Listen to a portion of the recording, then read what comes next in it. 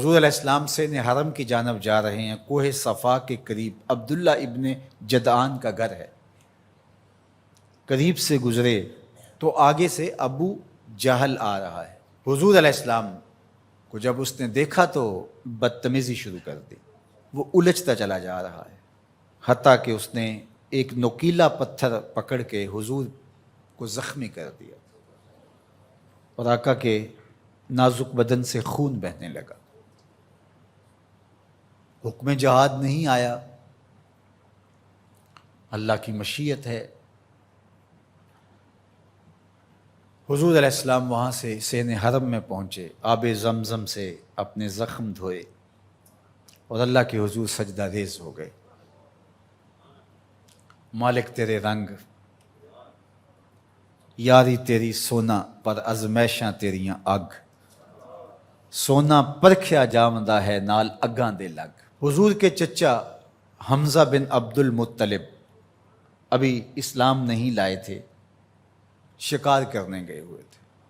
یہ جب شکار کر کے آتے تو بڑے اترا کے چل رہے ہوتے، تو دو لونڈیاں آپس میں بات کر رہی تھی کہ اگر اس کو پتہ ہوتا نا کہ اس کے بھتیجے کے ساتھ آج عمر بن حشام نے کیا سلوک کیا ہے تو آج اس کی یہ چال نہ ہوتی۔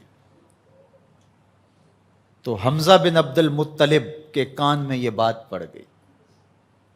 اللہ اکبر، رک گئے۔ وہ جو فاخرانہ چال تھی تبدیل ہو گئی۔ تجسس سے پوچھتے ہیں کیا ہوا، انہوں نے ساری کہانی سنائی۔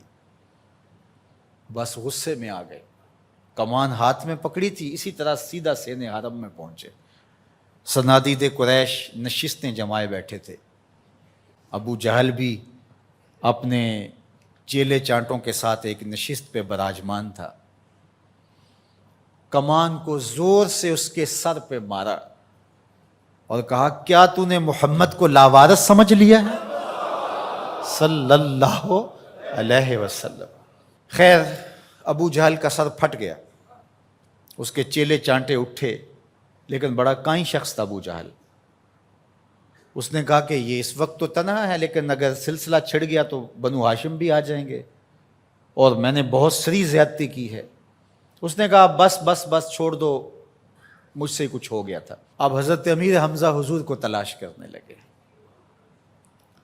اور حضور سین حرم میں سر جھکائے سجدہ ریز تھے، اور یہ جا کے پاس کھڑے ہو گئے، یا ابن اخی، اے میرے بھائی کے بیٹے۔ حضور نے سر نہیں اٹھایا۔ پھر انہوں نے کہا یا ابن اخی، اے میرے بھائی کے بیٹے۔ حضور پھر سجدے میں سر رکھ کے رو رہے ہیں۔ پھر انہیں تیسری مرتبہ کہا یا ابن اخی، اے میرے بھائی کے بیٹے۔ حضور سجدہ ریز ہے۔ میاں صاحب فرماتے ہیں اسی کسے دے کچھ نہیں لگ دے تے نہ کوئی ساڈا دردی۔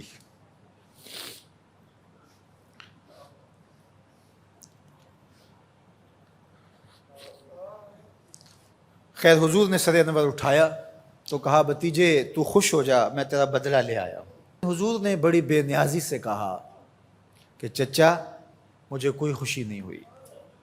کہا میں اتنے بڑے سورما کا سر پھاڑ آیا ہوں۔ کہا مجھے کوئی خوشی نہیں ہوئی۔ بخت یاوری کر رہا تھا۔